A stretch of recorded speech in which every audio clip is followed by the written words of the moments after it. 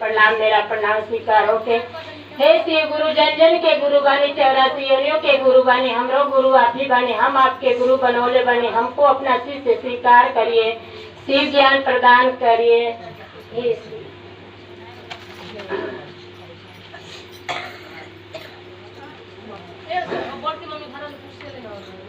देखी जाए एगो चर्चा दे तनी, गलती हुई तो क्षमा करब जा। तू जना मलाह रहना जा तो वो मछली मारे गई न जा, तो मछली मारे गई न जा तो बहुत 2 दिन का एक ही दिन मैंने जैसे जाल बेगा न जा तो मछली आ गई सन तो एगो मलाह भाई रहना तो कहना न कि उजात रहना मैंने शंकर जी का मंदिर में, तो कहना कि आज ना जेबा का मछली मारे, तो कहना कि नहीं काल गए रहनी जा तो 2 दिन 1 दिन का मैंने मरनी जा तो 2 दिन का मैंने हमनी के प्रॉफिट भइल, तो हम जातनी मैंने शंकर जी से अपन अथु करे प्राचित करे कि मैंने कुल हमनी का काम पहले बन जाए रोजी रोटी, तो ये पाप बाटे मैंने पुण्य नहीं थे, लेकिन यही से हमनी का रोजी रोटी चलावत नहीं जा। तो वो गई ना तो अपन उनकर मन रहे मैंने जैसे कि मलाह कहना कि हम तो ना जे हम तो जातनी मछली मारे, तो वो कहना कि हम जातनी शिव जी का मंदिर में, हम उनका से अपन प्राचित करब कि मैंने पुण्य नहीं जा करत पाप करत नहीं जा, तो कहना कि तब जा हम तो जातनी मछली मारब। तो अब जे मछली मारे गए रहे ओकर मन रहे मंदिर में, आ जे मंदिर में गए रहे ओकर रहे मछली पर कि आज तो वो मार ली, हाँ हम तो आज ना मार पाई। तो लेकिन जा अब गल बना अपन मछली मारे तो उनकर मन मंदिर में रहे, मछली मारे वाला रहना चाहिए उनकर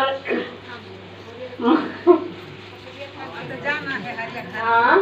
तो उनकर मन माने जैसे कि मछली मारत रहना तो उनकर मन रहे मंदिर में, वो जीवन मंदिर में गए रहना उनकर रहे मछली पर कि तो आज ढेर मार ली, हाँ हम तो मने ना मार पाई।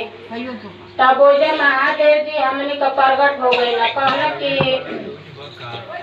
तोहार मन बाटे तू आइल वाला मछली मारे बाकी तोहार मन बाटे ध्यान बाटे माने मंदिर में, तो कहना कि अरे आप तो आ गई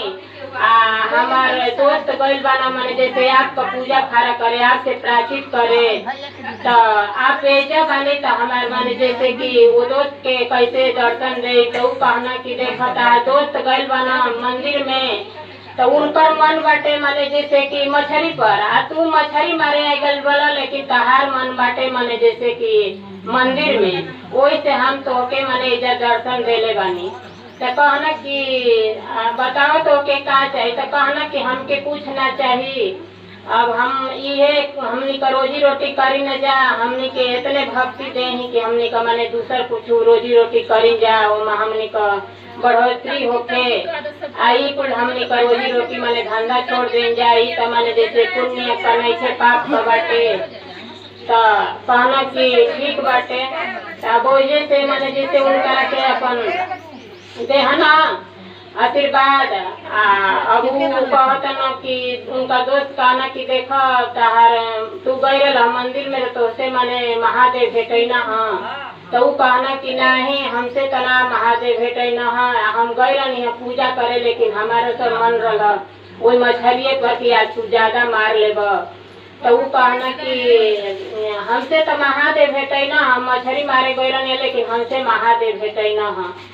तो हम अपन महादेव से प्राचित कर लेनी है, कहनी है कि कुल हमनी का रोजी रोटी करता नहीं जाए, कुल पुण्य का नहीं थे पाप का बाटे,